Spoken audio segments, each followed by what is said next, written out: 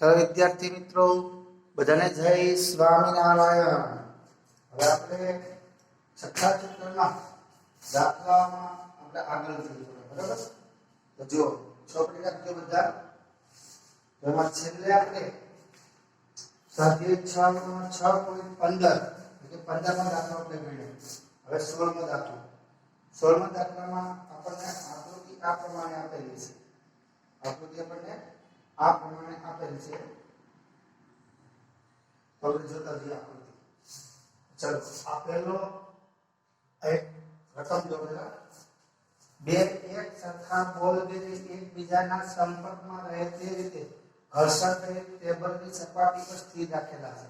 એટલે આવા એકબીજાના સંપર્કમાં રહેલા બે બોલ બેરી આ પ્રમાણે બરાબર દિશા ઘર્ષણ રહિત ટેબલની સપાટી પર રહેલા છે. તો આ બીજો બોલ બેરિંગ, આ ત્રીજો અને આ પહેલો બોલ બેરિંગ, બરાબર? આ પ્રમાણે આપણને આપેલ છે. અને આ પહેલું બોલ બેરિંગ છે, એનો વેગ v છે. જ્યારે બીજા બંને બોલ બેરિંગ છે, બીજા બોલ બેરિંગ બરાબર એકબીજાના સંપર્કમાં છે અને સ્થિર છે. હવે ત્યાર પછી પહેલી વખત અથડામણ થાય ત્યારે આ પહેલો બોલ બેરિંગ છે એ સ્થિર થઈ જશે એટલે 0, v બરાબર 0. જ્યારે બીજો અને ત્રીજું બોલ બેરિંગ છે, બીજો અને ત્રીજું બોલ બેરિંગ એ v/2 જેટલા વેગથી v/2 જેટલા વેગથી ગતિ કરવા લાગે છે. v/2 જેટલા વેગથી ગતિ કરે છે આ દિશામાં, બરાબર? આ એક સ્થિતિ. હવે બીજી સ્થિતિ આપણને આપેલી છે આ પ્રમાણે. આ પહેલું બોલ બેરિંગ એ સ્થિર છે, v બરાબર 0. જ્યારે બીજું પહેલું બોલ બેરિંગ સાથે આ બીજું બોલ બેરિંગ છે એ આ રીતે સંપર્કમાં આવીને સ્થિર રહે છે. જ્યારે ત્રીજું બોલ બેરિંગ છે એ v જેટલા વેગથી ગતિ કરવા લાગે છે. આનો વેગ આ v જેટલા વેગથી ગતિ કરે છે, બરાબર? અને ત્રીજી સ્થિતિ આપી છે આપણને આ પ્રમાણે. ત્રીજી પરિસ્થિતિ એમાં પહેલો અને બીજું બોલ બેરિંગ છે, પહેલું અને બીજું બોલ બેરિંગ બરાબર ત્રણેય બોલ બેરિંગ તો સંપર્કમાં છે. આ ત્રણેય બોલ બેરિંગ છે એકબીજાના સંપર્કમાં આવી જાય છે. ત્રણેય બોલ બેરિંગ અને v છે v/3 જેટલા વેગથી ગતિ કરવા લાગે છે. આવી ત્રણ સ્થિતિ આપણને આપેલી છે. ફરીવાર જો એક જ સરખા બે બોલ બેરિંગ એકબીજાના સંપર્કમાં રહે તે રીતે ઘર્ષણ રહિત ટેબલ પર સ્થિર રહેલા છે. જેમને તેટલું જ દળ નું અને v જેટલી ઝડપથી ગતિ કરતું બોલ બેરિંગ સન્મુખ અથડાય છે. જો અથડામણ સ્થિતિસ્થાપક હોય તો અથડામણ બાદ નીચે આપેલ 6.1 આકૃતિ માં કયું પરિણામ શક્ય બનશે? હવે જો આપણે જાણીએ છીએ સંઘાત સ્થિતિસ્થાપક હોય, સંઘાત આપેલી પરિસ્થિતિ સંઘાત સ્થિતિસ્થાપક હોય તો ગતિ ઊર્જાનું સંરક્ષણ થતું હોય. ગતિ ઊર્જાનું સંરક્ષણ થતું હોય છે. ગતિ ઊર્જાનું સંરક્ષણ થવું એટલે પ્રારંભિક ગતિ ઊર્જા સંઘાત પહેલાની અને સંઘાત પછીની કુલ ગતિ ઊર્જા કેવી રીતે સમાન. તો સ્થિતિસ્થાપક સંઘાત કહેવાય. વેગમાન તો બધાનું સંરક્ષણ થાય છે, બરાબર? આપણે નંબર 1 પ્રારંભિક ગતિ ઊર્જા કે મેળવીએ. તો જો પ્રારંભિક ગતિ ઊર્જા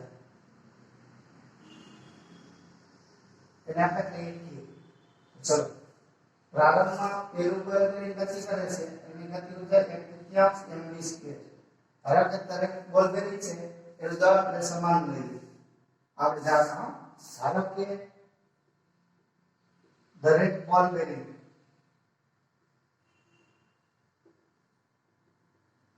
નું દળ m જેટલું સમાન છે.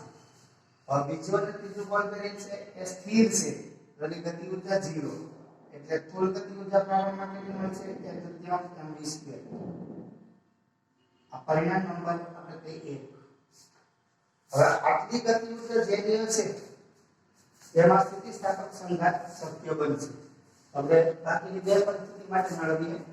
આ પહેલો છે, બરાબર? હવે નંબર 2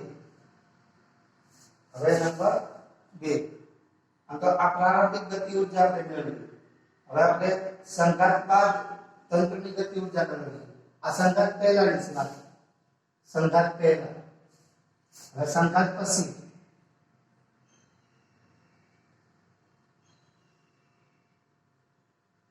ગતિ ઉર્જા. પહેલો કિસ્સો આપણને આપેલો છે એ જોઈએ. પહેલો કિસ્સો તો નંબર 1. ચલો, પહેલું બોલ બેરિંગ સ્થિર છે એટલે ગતિ ઉર્જા 0. આ બીજો બોલ અને ત્રીજું બોલ બેરિંગ છે એકબીજાના સંપર્કમાં છે, એકબીજાના સંપર્કમાં. હવે આપણે એની ગતિ ઉર્જા મેળવીએ, એમની ગતિ ઉર્જા મેળવીએ. તો ચલો, એના ગતિ ઉર્જા આપણે કહીએ K1. તો પહેલાની 0 પ્લસ આયા ગતિ ઉર્જા આપણે લઈશું તો બીજો અને ત્રીજું બંનેનું દળ છે તો એમની આ એક તૃતીયાંશ. દળની જગ્યાએ શું લખાય 2m. પછી v એટલે ઝડપ, અહીંયા વેગ કેટલો છે v/2 એટલે આપણે v/2 એનો વર્ગ કરવાનો. તો બે બે કેન્સલ થશે, બરાબર. તો અહીંયા આપણને મળશે mv², બરાબર, એના છેદમાં 4 એટલે 1/4 mv² આપણને મળ્યું. હવે બીજો કિસ્સો છે આપણે એ જોઈએ. એમાં ગતિ ઉર્જા એને આપણે કહીએ K2. તો પહેલો સ્થિર છે એટલે ગતિ ઉર્જા 0. હવે અહીંયા એક જ બોલ બેરિંગ છે એટલે ગતિ ઉર્જા આપણને મળશે 1/3 m અને ઝડપ કેટલી છે v, તો v². આમ ગતિ ઉર્જા મળે આપણને 1/3 mv². પછી નંબર 3 ત્રીજો કિસ્સો આપણે જોઈએ. એમાં ગતિ ઉર્જા K3 આ ત્રણે બોલ બેરિંગ ગતિ કરે છે એટલે ગતિ ઉર્જાની વ્યાખ્યા પ્રમાણે 1/3 અહીંયા 3m આવે. હવે એની ઝડપ છે આપણને આપી છે બીજામાં v/3. તો આ v/3 એનો વર્ગ લખાય તો આપણને મળશે 1/3 ગુણ્યા 3m ગુણ્યા આ v² એના છેદમાં 9 એટલે કેટલા 3 * 3 3 * 2 6 એટલે આપણને સૂત્ર મળશે mv² આ m આ v², બરાબર. પછી આ 2 3 * 2 6 2 * 2 4 તો આપણને આ ગતિ ઉર્જા કેટલી મળશે આ v²/3 છે v²/9 3 હતા તો 3 * 9 3 * 9 તો 3 * 2 6 એટલે 1/6 મળશે. તો 1 2 અને 3, બરાબર, 1 2 અને 3 આ ત્રણેય કિસ્સામાં આપણે જોઈએ તો પ્રારંભમાં જે ગતિ ઉર્જા હોય એટલે અર્થામાં પછી કોઈ ગતિ ઉર્જા મળશે બીજા કિસ્સામાં. તો આપણે લખી શકીએ અહીં માત્ર બીજા કિસ્સામાં ગતિ ઉર્જાનું સંરક્ષણ થાય છે, બરાબર. માટે બીજો કિસ્સો છે એ શક્ય બને. તો આ રીતે આપણે આટલો દાખલા નંબર હતો 6.16 એટલે કે દાખલા નંબર 16, બરાબર. પછી આપણે આગળ જઈએ તો જો 17મો દાખલો કરવાનો નથી. 17મો દાખલો પછી 18મો દાખલો જુઓ. 18મો દાખલો એક લોલકના ગોળાને સમચિત સ્થિતિ પરથી મુક્ત કરવામાં આવે છે. તો દાખલા નંબર 17. તો ચલો જો આવી રીતે એક લોલકનો ગોળો છે, સમચિત રાખેલો છે. આ સમચિત રાખેલા ગોળાને મુક્ત કરવામાં આવે છે. જો લોલકની લંબાઈ 1.5 મીટર હોય, આ 1.5 મીટર, લોલકની લંબાઈ 1.5 મીટર હોય તો ગોળાને નિમ્ન બિંદુએ આવે ત્યારે તેની ઝડપ કેટલી હશે? અહીંથી ગોળા આપણે મુક્ત કરીશું એટલે ગોળો આ રીતે ગતિ કરશે. ગતિ કરતો ગોળો અહીંયા પર છે, આ નિમ્ન સ્થાન કહેવાય, આ નિમ્ન બિંદુ.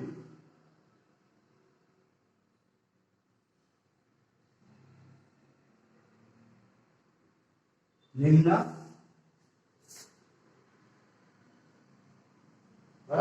બિંદુ પાસે પહોંચે ત્યારનો વેગ કેટલો હશે એ આપણે શોધવાનું. આમ વેગ બરાબર છે. આગળ આપણે કીધું અહીં આપેલ છે કે તેની પ્રારંભિક ઉર્જાની 5% ઉર્જા હવાના અવરોધક બળ સામે ગુમાવે છે. 5% ગુમાવાતી ઉર્જા આપણને આપેલી છે. ગુમાવાતી ઉર્જા એ કેટલી છે? 5% હવાના અવરોધને કારણે, બરાબર. તો ચલો અવરોધ રાખજો. આને આપણે ઊંચાઈ કહેવાય છે આ બંને કેવા થશે સમાન થશે લંબાઈ બરાબર ઊંચાઈ હવે આપણે ગોળો પર h જેટલી ઊંચાઈ હોય ત્યારે સ્થિતિ ઊર્જા ધરાવતો હોય એ જ્યારે નિમ્ન બિંદુ પાસે આવે ત્યારે એ સ્થિતિ ઊર્જાનું ગતિ ઊર્જામાં રૂપાંતરણ થાય હવે હવાના અવરોધને કારણે 5% જેટલી ઊર્જા છે ગતિ સ્થિતિ ઊર્જા એ હવાના અવરોધને કારણે ગુમાવે છે તો 5% જેટલી ગતિ ઊર્જા પછી આપણને મળે તો આપણે કહી શકીએ અહીંયા આપણે કહીએ a બિંદુ અહીંયા કહીએ b બિંદુ તો b માટે b સ્થાને ગોળાની ગતિ ઊર્જા એ આપણને કેટલી મળશે 95% ગુણ્યા a સ્થાને ગોળાની સ્થિતિ ઊર્જા બરાબર તો b સ્થાને ગતિ ઊર્જા a is equal to 95% એટલે 95 ના છેદમાં 100 a સ્થાને ગોળાની સ્થિતિ ઊર્જા તો mgh તો આપણે 95 ગુણ્યા m એટલે ગોળાનું દળ એ બધું આપણને આપેલું હશે ગોળાનું દળ ને આપણને ગોળકના ગોળાનું દળ ને આપણને આપેલું હોય બરાબર 20 સ્થાને કેટલો હશે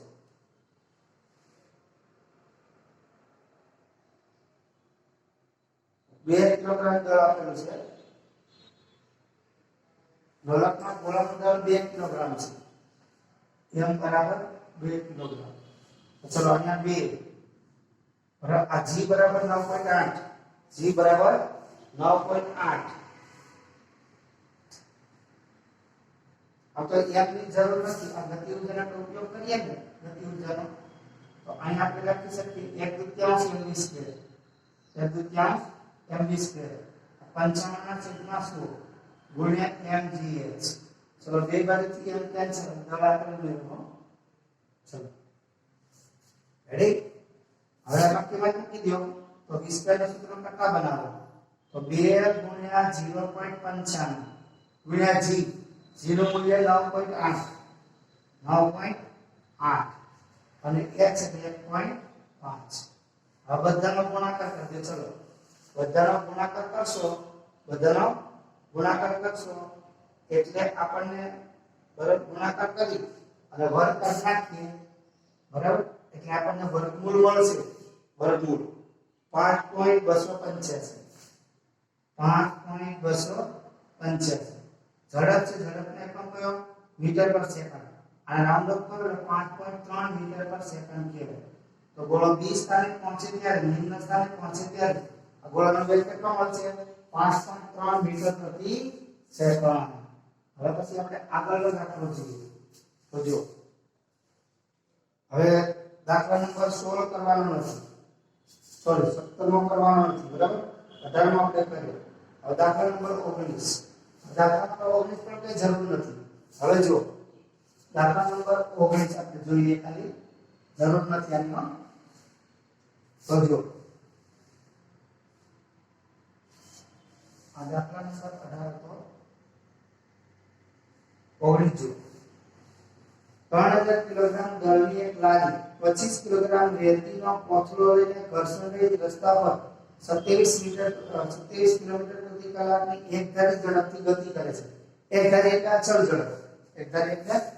ઝડપ હવે અહીંયા લારીની અંદર કોથળો મૂકેલો છે એટલે આપણે અહીંયા અચળ ઝડપથી ગતિ થતી હોવાથી તેના પર કોઈ પણ પ્રકારનું બાહ્ય બળ લાગતું નથી એટલે આપણે અલગ કરવાનું તંત્ર કહેવાય શું કહેવાય અલગ કરવાનું તંત્ર બરાબર પછી આગળ જોઈએ થોડા સમય પછી રેતી એક તાણામાંથી 0.05 કિલોગ્રામ પ્રતિ સેકન્ડના દરથી લારીના તળિયા પર ઢોળાવા લાગે છે રેતીનો સંપૂર્ણ કોથળો ખાલી થઈ જાય ત્યારે લારીની ઝડપ કેટલી હશે હવે જો લારી ગતિ કરે છે ત્યારે આ રેતી છે લારીમાં જ પડે છે નીચે પડતી નથી બરાબર અલગ તંત્ર છે બાહ્ય બળ લાગતું નથી એટલે અચળ ઝડપ જળવાઈ રહે ઝડપ જેટલી હોય ઝડપમાં કોઈ ફેરફાર થશે નહીં હવે કોઈ પણ પદાર્થની ગતિમાં ક્યારે ફેરફાર થાય એના પર કોઈ બાહ્ય બળ લાગે તો આ કોઈ પણ પ્રકારનું બાહ્ય બળ લાગતું ન હોવાથી એની ગતિ બદલાશે નહીં એટલે ઝડપમાં કોઈ ફેરફાર થશે નહીં એટલે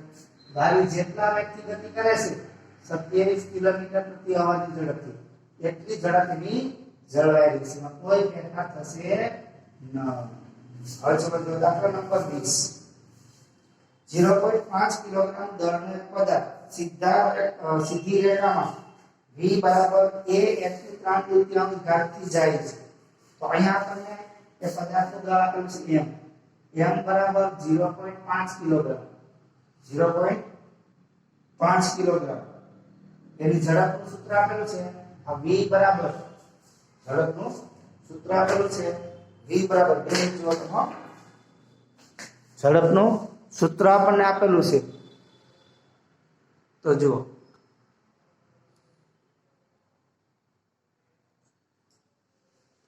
ઝડપનું આપણને સૂત્ર આપેલું છે v બરાબર ax ની v બરાબર ax ની 3/4 ઘાત. v બરાબર ax ની 3/4 ઘાત. આટલી ઝડપથી ગતિ કરે છે. જ્યાં a બરાબર એનું મૂલ્ય આપેલું છે a બરાબર 5